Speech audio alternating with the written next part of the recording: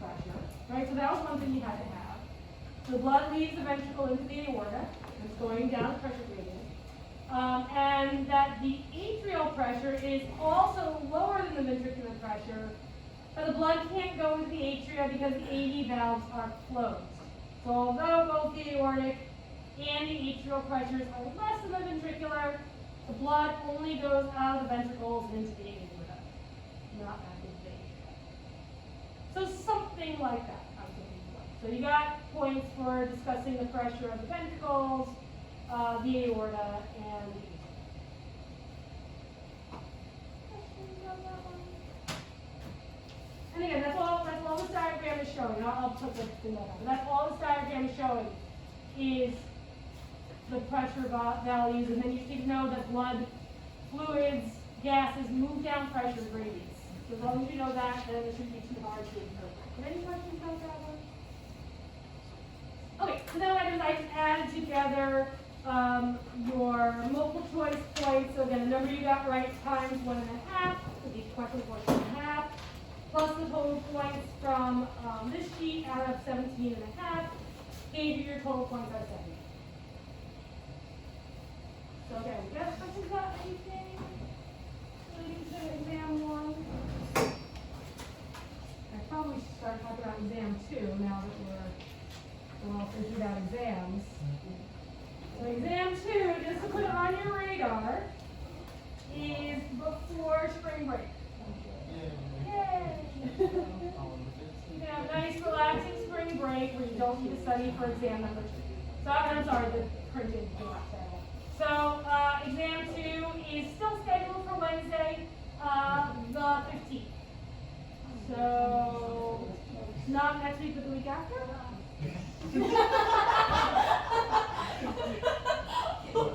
Not next week, but the week after. I know. All right. So make sure now is the time to start studying.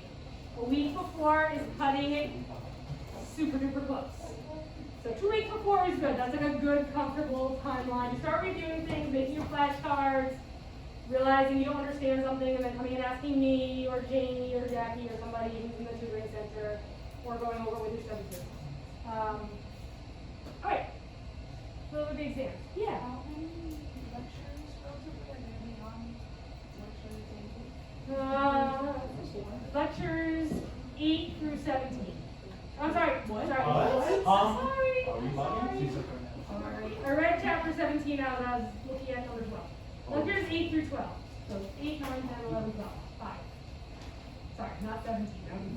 I was like, I would not do that. Yeah. posting Yes, I'll get those up before I leave today. Okay. Yep, that's on my list. I just want to go through and make sure I include all the blood pressure stuff that we didn't get to, and I'll have those up before we leave today. Hold on. I know.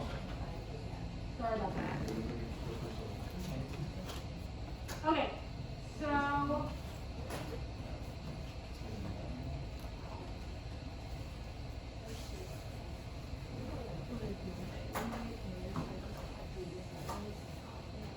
okay, so quick announcements, and then we'll get into new stuff. Oh.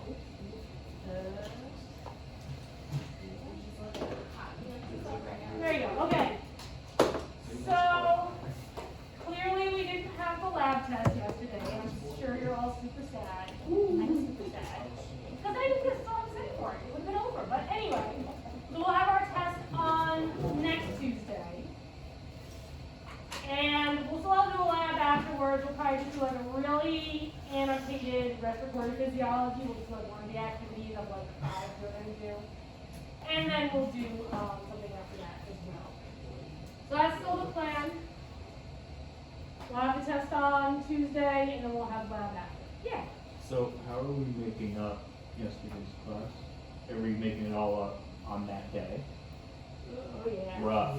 Yeah. No, it'll be fun. I love It'll be super duper fun. You promise? Yeah. Yeah, it'll be fun.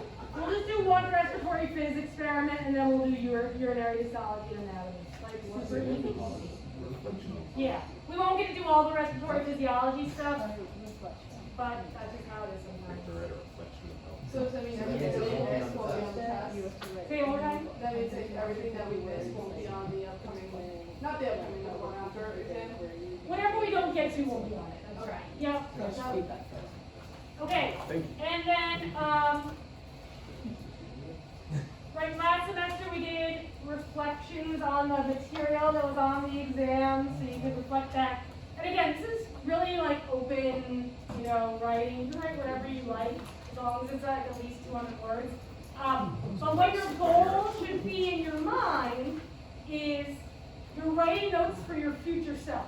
So that your future self, when it gets closer to the final exam, knows what material to go back and focus on more that you feel like you weren't as sure of, or you know, write notes like, oh, I felt really comfortable about the anatomy of the heart, but maybe I need to go back and look at the cardiac cycle, right? So that's like one of my goals that you can use this for. So this isn't like just like a meaningless reflection. You're making yourself study notes for the final exam as part of this reflection is my hope. But you can write other things too. You can write things, you know, if you're, you know, I'll ask you to write down things like study techniques to use so you can kind of reflect on how you reviewed, if you think that there might be things you can try in the future. So that's like kind of what the reflections are for. So that'll be posted again before I leave today. It's due before the end of the day on Monday next week. Right, so again, it's a little short thing to write. There's no right or wrong answers. It's just for you to reflect on the content that was on exam 1. Questions about that? Okay, so then before we start anything new, before we start anything new, are there any questions on the videos that I posted because my toddler had a stomach bug on Monday and threw up all over me as I walked out the door, and I had to go to class. Sorry. Totally unplanned absence. Yeah. So on the bone marrow slide, Yeah. it said T and B cells. Does it mean it doesn't make the natural killer cells, or just less important? Yeah. I don't know why the natural killer cells, I think, are a specialized type of, oh, I know why I wrote that down. Because that's more of an immune system thing. I was just doing lymphatic cells. So natural killer cells aren't specific lymphatic tissue cells, and that's why I just put the T's and the B's, because those are cells that like really reside in the lymphatic tissue. They're in the lymph nodes, they're in the spleen. Yeah, that helps. So the natural killer cells are lymphocytes and not exactly involved in the lymphatic system. It's not specific to lymphatic organs. Like natural killer cells are just like all over the place. Yeah, that's why I left it off from there. But they are made by the bone marrow. They should be on that chart that I gave you a long time ago. I'll see if I can dig it out. Did that answer your question? Okay. Other questions? No, is it dendritic cells or macrophages? So we're gonna talk about that now. Dendritic cells and macrophages are both major phagocytotic cells. I will double check that. Oh my God, I can't remember. It probably, I think it's macrophages, but I will double check that. I believe it was a video said dendritic, the slide says macrophage. Yeah, I'll double check that for you. And I'm almost 100% sure that it's macrophages that was for the lymph nodes you said? It was the, yeah. I'll double check. I know it's macrophages in the spleen. I can't remember if it's dendritic cells that when you get to the lymph nodes, so I will double check that. And on the spleen side, there's just like a no-visit lymphocyte, so I'm just wondering what that meant. Oh, that was just in the white pulp of the spleen, is where the B cells are hanging out. So you just said that the spleen does contain lymphocytes. Yeah. But I'll clarify on the dendritic version. The video talked about diffuse lymphoid tissue. Is that the malt and gall? Yes. Yep. So lymphoid tissue that's not like a specific organ, that's the diffuse stuff. So just the lymphatic tissue you have in your intestines, or the lymphatic tissue you have in your mucosa. Yep.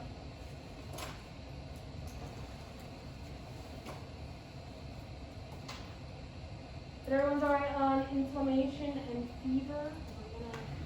I'm gonna skip that right now. Okay. Cool. Okay, so continuing on then, I'm just gonna turn off some of these ones. So continuing on then, what we're gonna do is we're gonna continue with the innate immune response.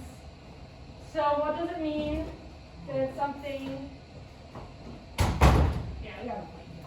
What does it mean that something is part of the innate immune response as opposed to the acquired immune response?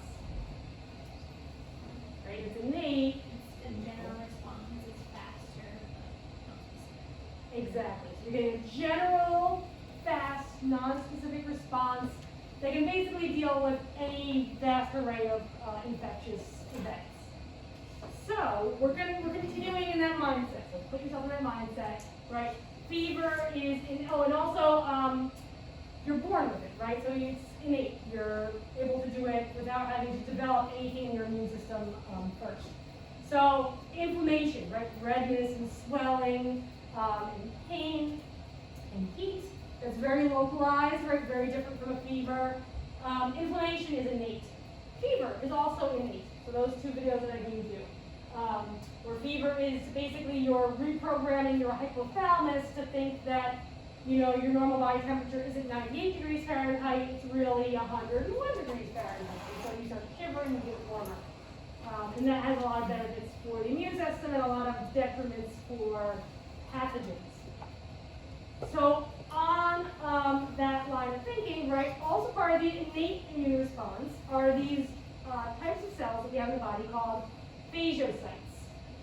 And these are going to be cells that are involved in phagocytosis. They can engulf pathogens or in some cases like cell debris and literally digest those organisms.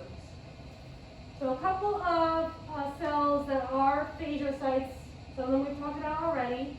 Neutrophils are really active phagocytes, especially what kind of pathogens? Does anyone remember? The neutrophils, they're the first ones that show up when you have this kind of infection. I heard it. Bacteria? It was bacteria, yeah. Parasites are going to be the eosinophils. Yeah, but the neutrophils are really, like, they want to eat bacteria. So they're really, really good at attacking bacteria. They're super abundant. But right, we saw they have kind of short lifespan, so they don't usually persist in the body. They can die as a result of fighting infections. And while they're not as specialized in phagocytosis as things like monocytes, which are things like what we kind of, and macrophages, they'll engulf things when they get exposed to them. So they're phagocytotic when they're exposed to a pathogen or infectious material. And again, I'll use the word pathogen a lot. That's just a good term for something that causes an infection. And there are lots of things that can cause infections. So pathogen, I will say a lot of times, because it's really general. Organism isn't a good word because viruses aren't organisms. So use a different one. Okay. Also really specialized in phagocytosis are the macrophages, which we talked about back last semester when we were doing connective tissue. So macrophages are actually specialized monocytes, so those huge white blood cells that we saw in lab can migrate out of the blood vessels into body tissues, and then at that point they become macrophages. And they're the major phagocytic cells. They're the cells that are mostly involved in engulfing and digesting pathogens. And they are the most robust phagocytic cell because they are so big and so dedicated in just basically doing this one job.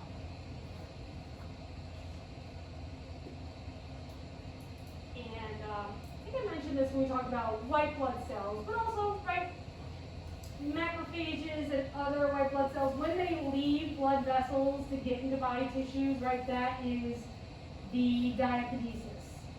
So I think Wendy Riggs talked about this in one of the videos with inflammation. right, where the capillaries get leaky and stuff starts to come out of blood vessels when you're having an inflammatory response. One of the things that's good about making your blood vessels leaky where you're having inflammation is that it makes it a lot easier for white blood cells to move by diakinesis out of the blood vessels into the tissue where the infection is. And macrophages, because they're really involved in destroying organisms at the site of an infection, they're not releasing antibodies, which can just kind of circulate around, like they have to be right on the scene to get rid of pathogens. They can actually follow inflammatory chemicals by this process called chemotaxis. So chemotaxis is just like you know how plants, if you put them by a window, they'll like turn themselves towards the light, right? That's called phototaxis. So like where plants will move towards light. Chemotaxis is the same sort of idea, except now it's with chemicals.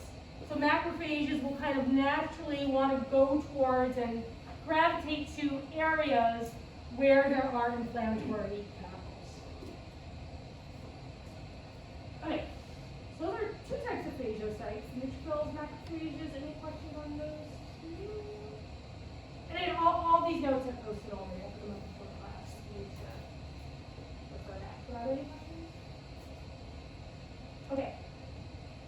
Our next type of phagocyte is called a dendritic cell. So this did come up in the lymphatic organs video. So dendritic cells, unlike neutrophils and the monocytes that form macrophages, dendritic cells don't live in the bloodstream. They're found in body tissues. Besides the lymphatic organs, does anyone remember where else we talked about dendritic cells last semester? Yeah, they're wandering around in your epidermis, exactly. So dendritic cells, think of, they're not in the bloodstream, they're in your body tissues, like running around your epidermis. And dendritic cells are important because since they're not in the bloodstream and they're kind of out in other body tissues, especially their location in the epidermis, they can be amongst the first cells that get exposed to a pathogen. So they're really important in alerting other cells to the presence of something that might cause an infection, right? It's really good to have those in your skin because then they encounter that thing before it potentially gets into your body. Whoa, sorry, go back. Okay, so those are our major types of phagocytes: neutrophils, macrophages, and dendritic cells. Okay, so really quick review of phagocytosis, which we talked about last semester already. We were talking about forms of membrane transport. So phagocytosis is a form of what kind of vesicular transport? For taking things into the cell. What was it? Endocytosis, right? Taking things inside. So phagocytosis is a type of endocytosis, so that's why if it sounds familiar, we talked about it already. So just like the Cliff Notes version, we'll just go through some of the major events in phagocytosis. So, first, our phagocyte, whether it's a dendritic cell or a macrophage or a neutrophil, has to recognize and then stick to the pathogen's surface antigens. Right? An antigen's on the surface, what is an antigen? It is a protein, right? A little protein is sticking off of the virus or the bacterium or the fungus or whatever the pathogen is. And the phagocyte walks up to it and, well, it doesn't walk up to it, it crawls up to it, and it sticks to that surface antigen. And it recognizes that that is something that's not part of the body. So the next step, so that's step one. Here, I'll just circle these so you can see them on the picture. So there's step one, right? The phagocyte recognizes that there's a particle of something in the body, it's got weird proteins, so it sticks to those proteins. Then, step two is that it forms pseudopods, which really means false feet. So it sticks out these little fake feet, these extensions of the cytoplasm and plasma membrane around those pathogens. And eventually it wraps those around far enough that it totally encloses the pathogen inside of a little vesicle. And that vesicle, because it's being made by a phagocyte, or phagocytosis, is called a phagosome, right? Some is a really common suffix. It just means body. So it's a little, oh, and phagio means eating. So a phagosome is a little body that formed because somebody got eaten.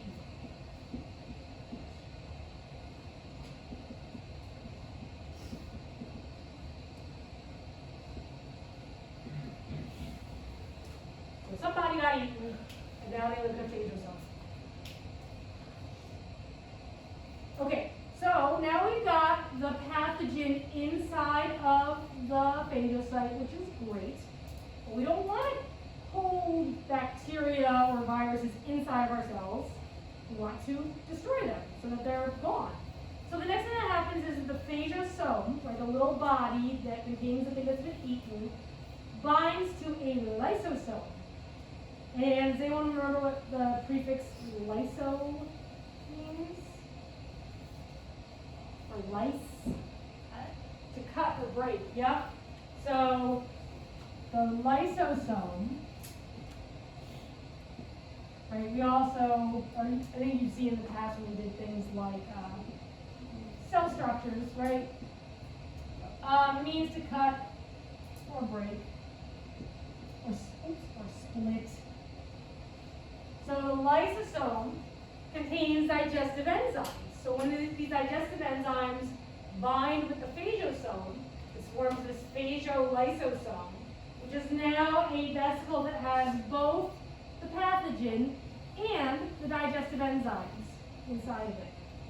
And so when you add pathogens plus digestive enzymes, what you get is digested pathogens.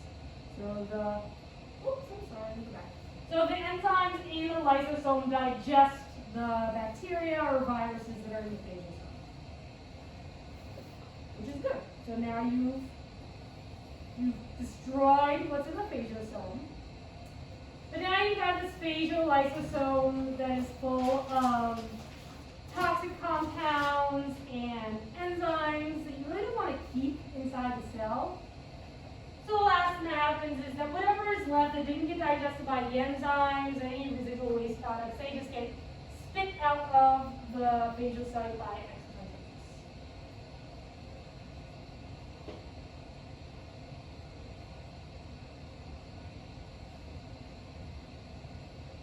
So what does that mean, that? Most of the new stuff is just introducing the idea of the phagolysosome. We bind together the phagosome and the lysosome, and now you've got digestive enzymes with the stuff you want to digest. Otherwise, that goes mostly.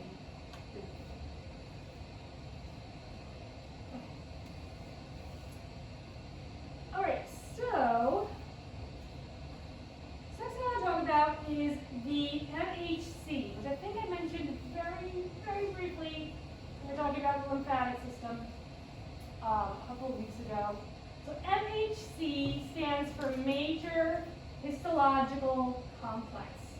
And the MHC is something that all of your cells that have a nucleus possess. So, yeah. So there are two types of MHCs that exist. There's MHC1 and MHC2. MHC1 is the one that I just mentioned. That's the one that every cell in your body expresses as an antigen on its cell surface. So these are body antigens that are specific to you. Like these are the self-antigens that your body possesses. And all of your body cells, all of your self cells that have a nucleus, they have this antigen on the surface of the cell. Here's a body cell, here's the nucleus, and it's got this MHC1 protein that sticks off the top. So it looks like a little goalpost kind of thing. That's how I draw it. Because, not because it's like a goalpost, but because it's got a little platform on it that it can display things on. can show other antigens as part of its structure. So, MHC1 is on all of your body cells. I don't have it on the screen, but I'll just mention it. MHC2, another little picture. No. Well, anyway, the MHC protein can be used by phagocytes to show other immune system cells the types of pathogens that they've encountered. So they can phagocytize a not microorganism. They can phagocytize a pathogen, and then after they've digested that pathogen, right, they've made their phagolysis and they broke it into pieces, they can take some of the pieces from that digested pathogen and stick them onto an MHC protein inside the cell structure, and then put that MHC protein on the surface of the cell, so that this cell now doesn't just have an MHC protein, it also has, oh here, let me make let's make a circle. It also has the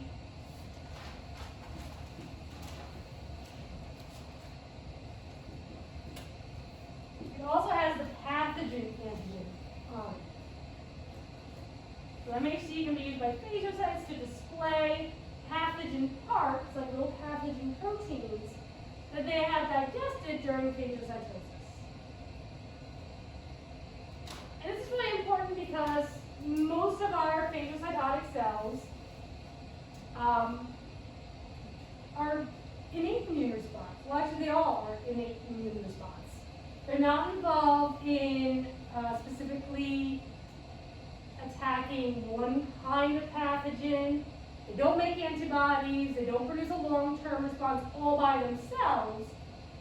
But what's cool is that they can now communicate with other cells that are involved in producing a specific long-term immune response, because they can eat something and then show other cells what they need. Does that make sense? So, again, all cells have this MHC complex on it. And what happens is that sometimes when cells get infected by a bacterium, so non-phagocytes, they can display that antigen on their surfaces as well. So it's not just a thing that phagocytes do. Other body cells can do it too when they get infected by a virus or a bacterium. And then sometimes when cells get infected, one of the things that the virus tells the cell to do is to take down the MHC platforms. Because if the virus is able, or bacteria is able to tell a cell not display these, then it knows, it's able to keep that cell from advertising that it's infected. But as we know, that doesn't work, because then the natural killer cells are like, oh, you don't have a self-antigen, you're gone. So the immune system has a way to get around it, but that's something that's annoying. So that's MHC1. MHC2 is used when lymphocytes primarily are involved in producing an acquired immune response, which is the more specific, more long-term process, which we'll get to in the next section. But MHC2 is the same kind of thing. It's a little antigen that sticks off the surface of the cell that can be used for different types of white blood cells to communicate with each other, to produce a more specific long-term immune response. So MHC is really crazy, as you can tell from my crazy picture that I got from Wikipedia. So don't go on Wikipedia and try to read that, because you're going to be like, whoa, that's a lot of stuff, unless you're really interested in it. But does this make sense so far? Okay. Okay, and then natural killer cells, I think it's our last bit of, oh no, there's one more thing after natural killer cells. The skeleton mandate, natural killer cells, we talked about a little bit. These are not phagocytes. but they are really big lymphocytes that are wandering around in our circulatory system and they're kind of wandering around in our lymphatic system. And what they do is they destroy cells such as cancerous cells or infected cells that are infected by a pathogen like a virus before we need to activate the adaptive immune response. So you don't need, and again, adaptive immune response, just think like specific long term. So before you have to even get that part involved, and that's why these cells are part of the innate immune response. And I think I have it on here. Yeah. So the way that these cells work is they attack cells that don't have the MHC1. They don't have the cell surface receptors because the virus made them take them down, or it's an abnormally developing cancerous cell that just doesn't display those proteins anymore. And the natural killer cells just know that those cells need to be gotten rid of.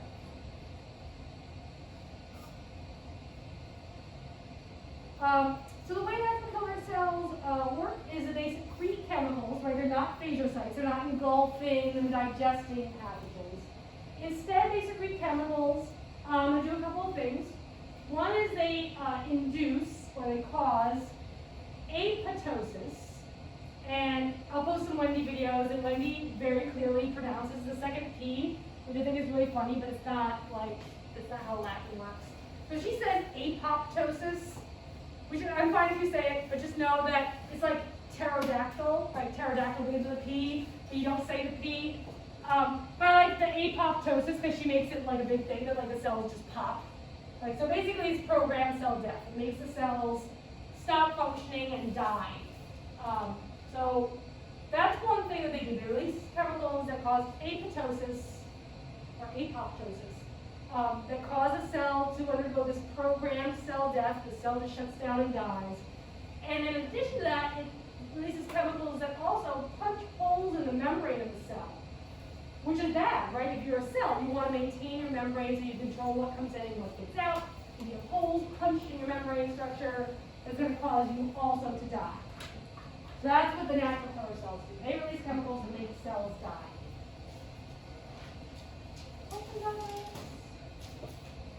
And again, their innate immune response, really non-specific, general, fast act.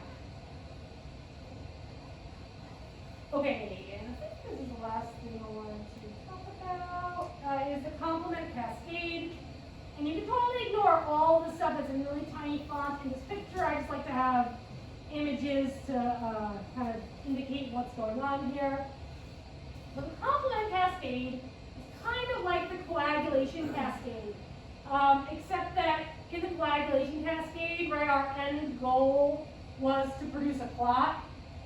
In the complement cascade, the end result of activating all these different proteins is to help produce a response that's going to kill a pathogen. So, just like with the coagulation cascade, we've got these proteins that are always present in your blood that are inactive. And what happens is that they get converted from an inactive to an active state when we start to have antibodies present. So antibodies we haven't talked about too much yet, except we did talk about that they get produced by memory cells and B cells, B lymphocytes, right? So antibodies are part of the acquired immune response, or chemicals on a pathogen sometimes can also, they can also activate these inactive chemicals. So either there are antibodies because the immune system has been alerted, or just the proteins that are present on the pathogen, the virus or bacterium, start to activate these inactive proteins. And once these proteins get activated, whether it's by antibodies or by a pathogen, they trigger inflammation. So that's one thing that they kick off.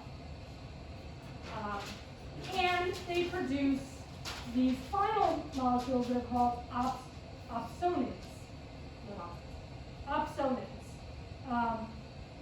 which help to stimulate phagocytosis of the pathogen. So cells that are phagocytes are going to be attracted to this area to attack the pathogen as a result. Right, so complement cascade, some of the end results: enhance inflammation, opsonization, where the end products of the complement cascade actually coat the surface of the pathogen and make them act extra tasty to a phagocyte. So they want to eat them. It's like it coats them in sugar. And phagocytes just engulf them.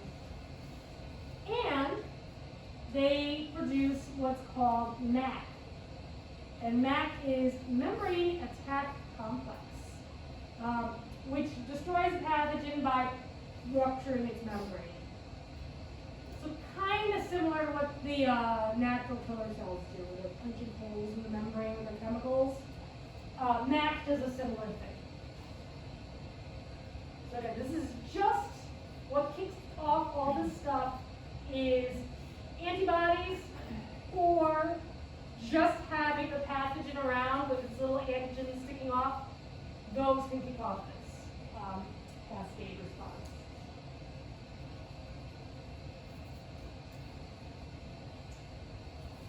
So this enhances both the innate and the adaptive responses, right? Phagocytes are part of the innate immune response.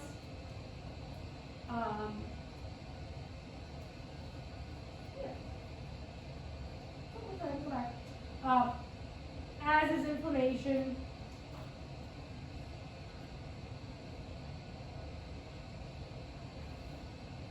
Trying to see where it's adaptive. Sure.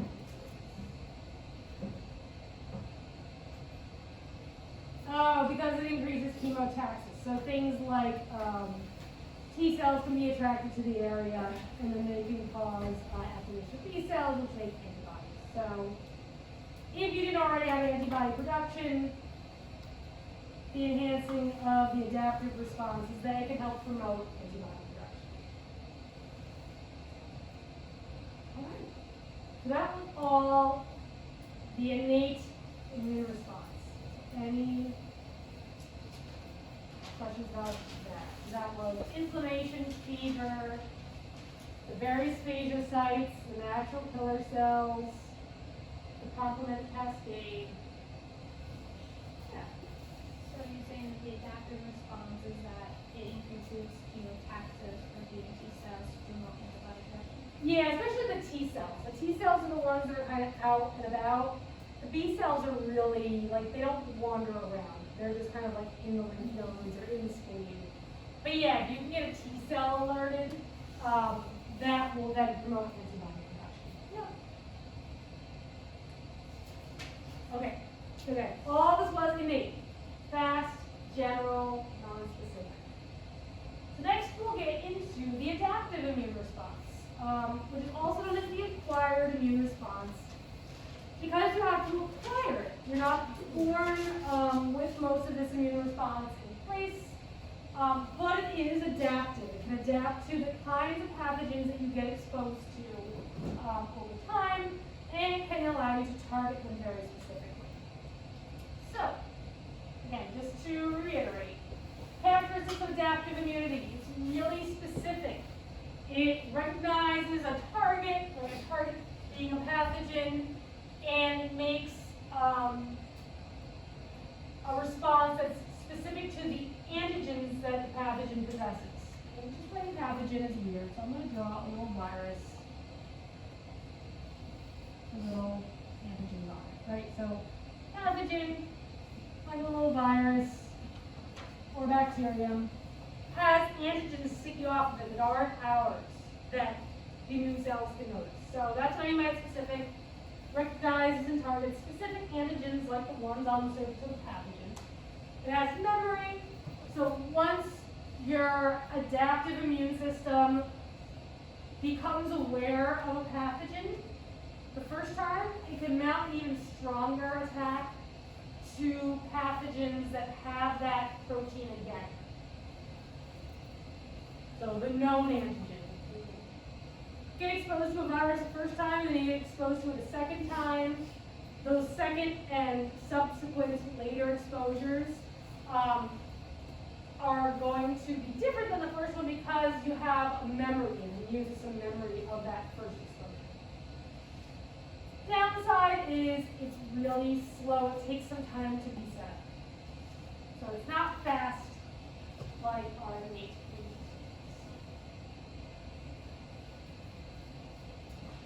So our adaptive immune system, we can kind of split into two major branches. These are the humoral. So humor is kind of like a non-specific thing when you're talking about like Greek or Latin, when you're talking about the humors. Basically, this means like it's chemical based. In this case, antibody-mediated immunity.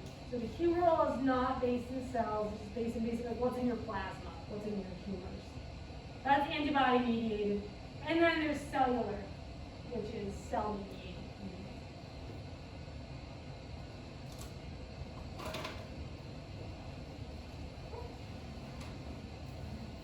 It was really bright in here before I turned off the lights. I don't think about turning the lights back on. Is it too dark in here? Okay.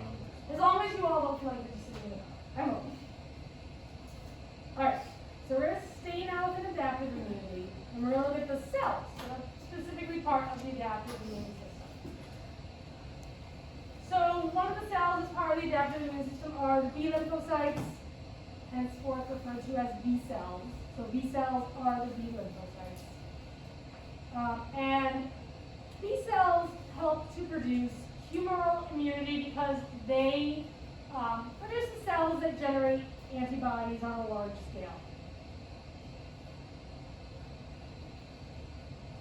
And this we mentioned a little bit already. Other cells that are part of the adaptive immune system are the T lymphocytes, also known as the T cells. And they're more involved in cellular immunity. T cells will directly attack a pathogen. B cells never directly attack a pathogen. And again, I mentioned this already, but B cells also aren't like out wandering around your body tissues. They are in your lymphatic system, and they're waiting for someone to come tell them, hey, I found this weird protein that was on this pathogen that definitely doesn't belong. You should probably make some antibodies so we can get rid of it. That's what the B cells are doing. T lymphocytes are more involved, at least in being in places where they can encounter the pathogen directly and attack it. Okay, we got B cells and T cells, and then we've got these antigen-presenting cells, which are going to be cells that can present pathogen antigens on MHC2 membrane proteins. And these are going to be cells that alert T cells to the presence of pathogen. So these include some of our phagocytes, like the dendritic cells and like the macrophages.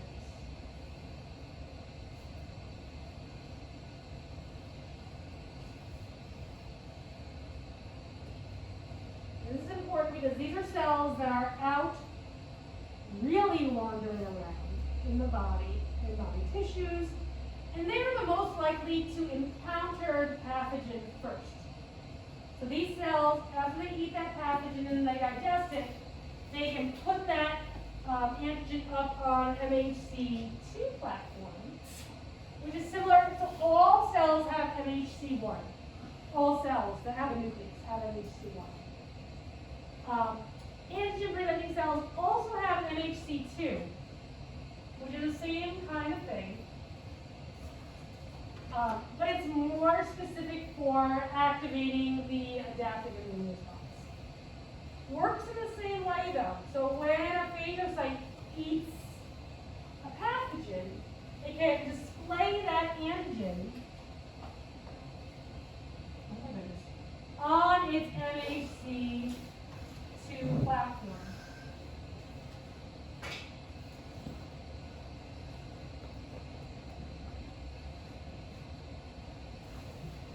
And I'll post up the Wendy video, because she has a great analogy for this. So I keep saying like platform or display area.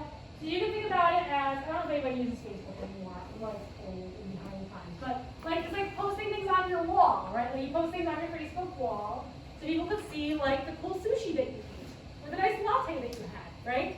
So this is the same kind of thing. These cells eat a pathogen, and then they post a picture of it, well not a picture, they post a piece of it on their MHC platforms.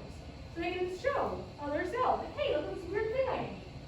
And again, all cells can do that on MHC ones, but specifically immune cells involved in the adaptive immune response also have these MHC2s that we'll see get really important in communication between adaptive immune cells. But does that make sense? Like I said, I know MHC platforms are a weird thing. Are there questions about it? So MHC1 is innate, MHC2 is acquired. Yes. Yes. Because all cells have this. So, a natural killer cell can like notice when like these are missing, and that's it. But when all cells have this, they don't all, they can't all produce an immune response.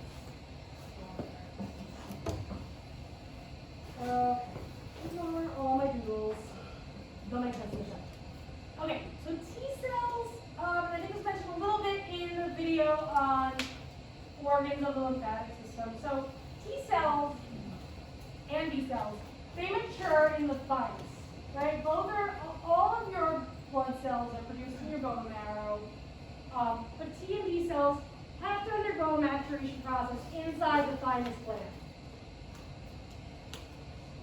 So T cells have to undergo two selection processes. They have to undergo positive selection and negative selection.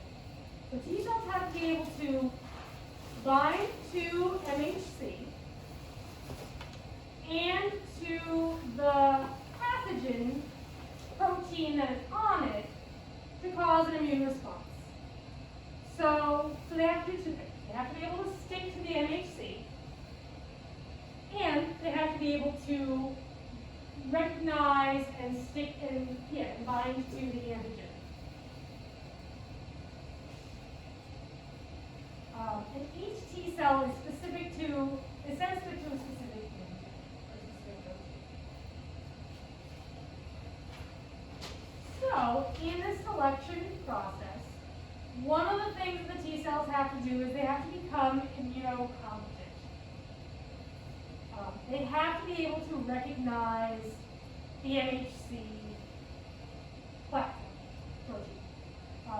And this is positive selection. So they have to be able to successfully bind to the MHC platform to get like the green check that they passed that part of the test. If the cells don't bind to the MHC, right, which they have to do if they're going to be successful T cells, because it's like they can't log into Facebook, right? So they have to successfully log into Facebook, right? That's positive selection. They recognize the MHC. If they can't recognize the MHC, they can't log into Facebook, they undergo apoptosis and they just self-destruct. It's a rough world with T cells. So that's becoming immunocompetent through positive selection. They bind to the MHC platform. If they don't, they undergo apoptosis. And the other thing they have to do, the second test, that's test number one, logging into Facebook, getting access to the MHC1 platforms. The second test is being self-tolerant. So the T cells can't bind to self-antigens, because that would be bad. You start making antibodies against your own cell proteins.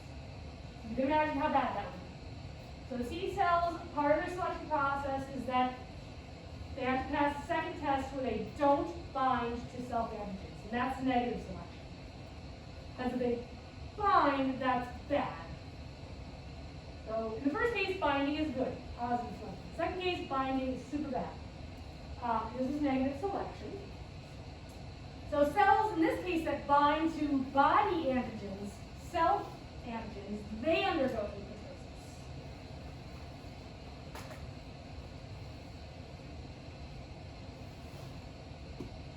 I'm trying to think of a good analogy that lines up with the Facebook idea, but I can't think of anything. My only analogy now is like if you downvoted your own post on Reddit or something, right? Like, you wouldn't do that. No one should ever do that. And if you do that, then you're going to go to Texas. I'll think of a Facebook one for next time. I can't think of any more on the fly. Okay, so this sounds like super strict, right? It is. It's super, super strict. Only about 2% of the T cells that are coming out of your bone marrow that go into your thymus pass both tests that are both, where they're both immunocompetent, right, that's positive, and the negative selection where they're self-tolerant. And that 2%-ish number of T cells, they go into circulation into lymphatic organs, and they are involved in the adaptive immune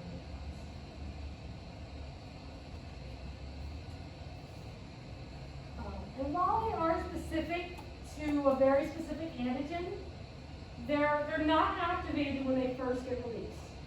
So the word they use in immunology is that they are naive when they are first released. So they've never seen a weird antigen before, and they're not activated.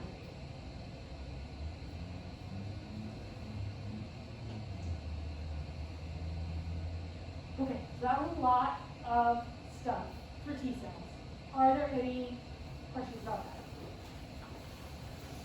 Okay, one last thing. We'll just end by talking about B cells. So B cells also get produced in the red bone marrow. They also have to undergo a maturation process.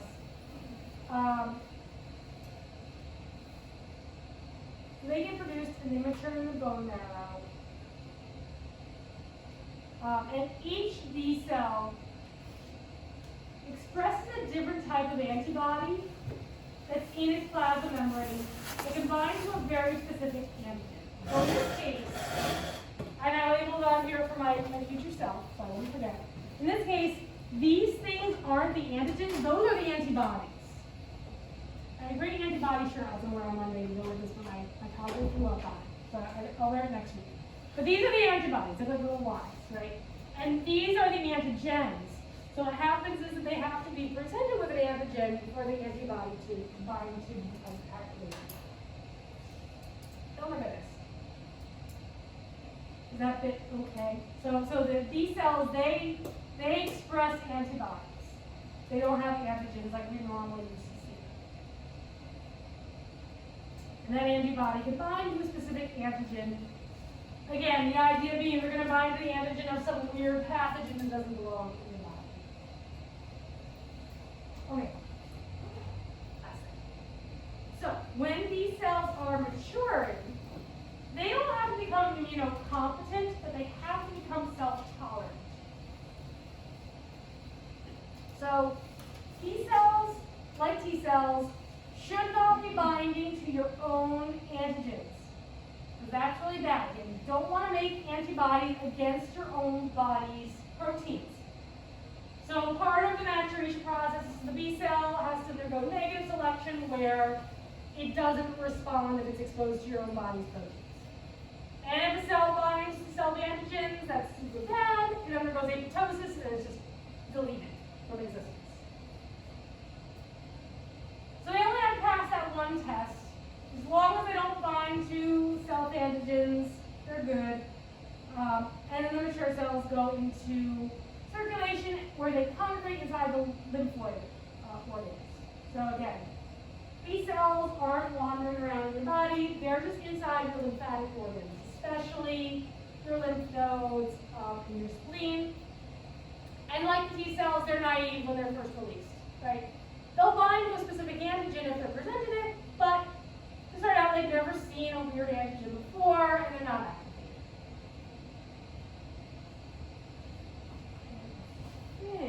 Hold on, I'll go back and make sure. Yeah, I think I'm going to stop here for today, because that's a lot of